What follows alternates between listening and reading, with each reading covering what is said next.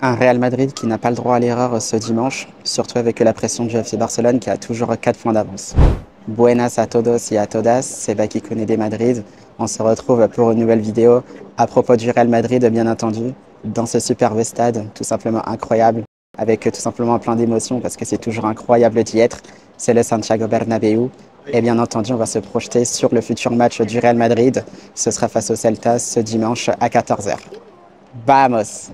Donc, vous l'aurez compris, Los Chavales, on se lance donc sur ce match face au Celta Vigo, un match extrêmement décisif. Alors, on le sait d'ores et déjà, c'est un Real Madrid qui est en extrême difficulté depuis le début de la saison.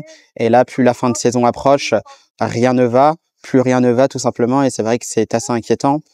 Il y a peut-être des mots qui reviennent souvent, c'est dans un sens où on dit que tout simplement on a hâte que cette saison-là se termine, puisque comme vous l'avez certainement vu, on a Antonio Rudiger qui s'est fait opérer et qui est donc absent jusqu'à la fin de la saison.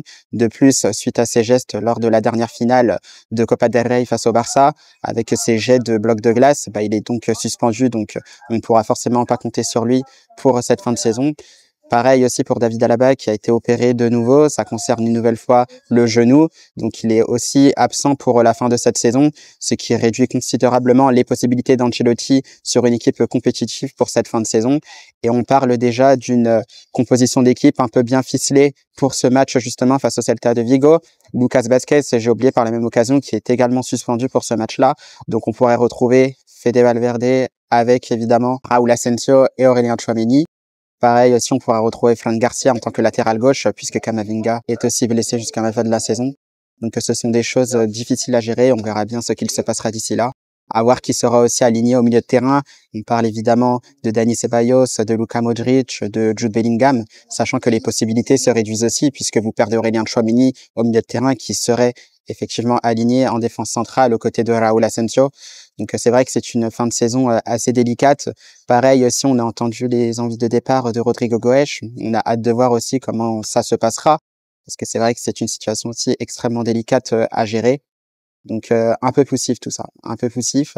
Et évidemment, on attend beaucoup de Kylian Mbappé, on attend beaucoup de Vinicius Junior. Un Vinicius Junior aussi qui a été un peu absent des débats lors de cette finale de Copa del Rey face au FC Barcelone. Il sera donc extrêmement attendu pour ce match face au Celta Vigo, sachant que tout est possible. On le sait, à côté, c'est un FC Barcelone qui perd pas mal d'énergie, un Barça qui a fait match nul face à l'Inter en demi-finale aller de la Champions League.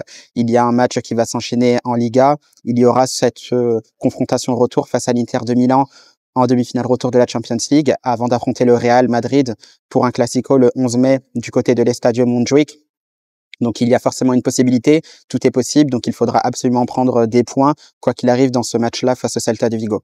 Alors, c'est vrai que si on ne s'inquiète pas forcément pour l'attaque du Real Madrid, car je pense que Carlo Ancelotti devrait compter sur tous ces éléments offensifs, de Kylian Mbappé en passant par Vini jusqu'à Endrick. Pareil, au milieu de terrain, c'est vrai qu'on perd Eduardo Camavinga. Vous perdez forcément Aurélien Tchouaméni aussi, qui sera certainement aligné en défense centrale. Donc, c'est vrai que pour cette animation offensive du Real Madrid, ça peut être assez compliqué, mais on a hâte de voir tout simplement comment ça va se passer.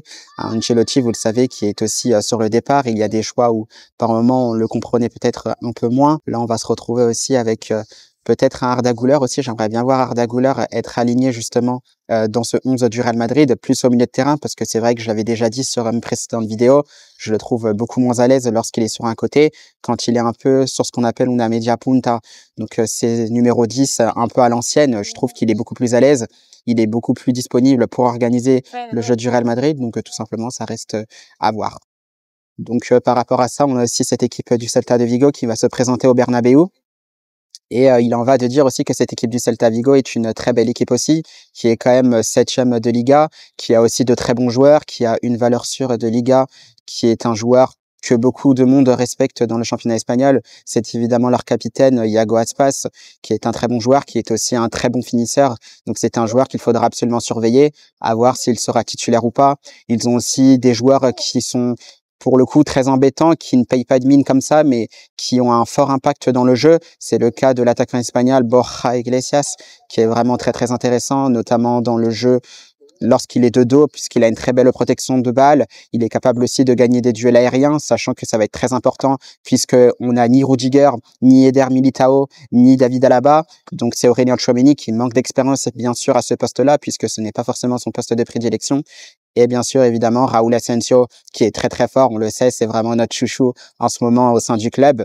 Mais ça va être pas facile parce que il a Tchouaméni à côté de lui. Et c'est vrai que ça, niveau expérience, niveau concentration, tout en sachant que c'est un Real Madrid aussi qui manque beaucoup de régularité, qui manque aussi beaucoup d'efficacité, que ça soit dans les zones offensives comme défensives. Et ben voilà, on peut s'inquiéter parce que le Celta Vigo aussi, ça va être une équipe qui va être en place. Donc ça déjà avec Borja Iglesias et Iago Aspas, ce sont vraiment pour moi deux menaces pour ce match-là. On va retrouver aussi Oscar Mingueza qui a été formé du côté du FC Barcelone, qui fait partie d'ailleurs des meilleurs passeurs de la Liga cette saison. Donc on le sait, il est capable de délivrer de belles passes décisives. Donc il faudra aussi se méfier de ce côté-là. Mais de ce côté-là aussi, il peut y avoir Vinicius Junior sur le côté de l'Espagnol. On le sait, Vinicius Junior, quand il est dans un grand jour, il peut faire la différence à n'importe quel moment. Donc bien évidemment qu'on va compter sur l'international brésilien. Donc cela dit, pas évident. Donc on sait ce qu'on a à faire. On a présenté effectivement le Celta de Vigo, un Real Madrid bien sûr qui n'a pas le droit à l'erreur. C'est vrai qu'on parle aussi de pas mal du mercato pour les mois à venir. On a hâte de voir aussi ce qu'il pourra se passer, mais le principal évidemment c'est d'abord ce match et ensuite le match face au FC Barcelone. On a un Kylian Mbappé qui doit répondre bien sûr présent, que ce soit lui comme Vinicius, Rodrigo Goes. Alors ça, c'est vrai que j'ai hâte de voir comment il va être accueilli au stade. Est-ce que sur chaque touche de balle, il va être sifflé?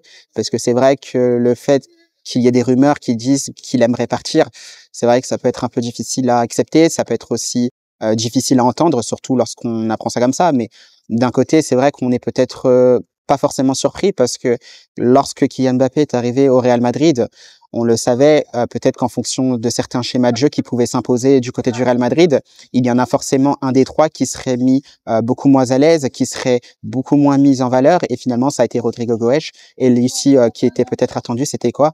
Et ben, c'est finalement qu'il parte. Alors, est-ce qu'il partira? Ça, je ne sais pas.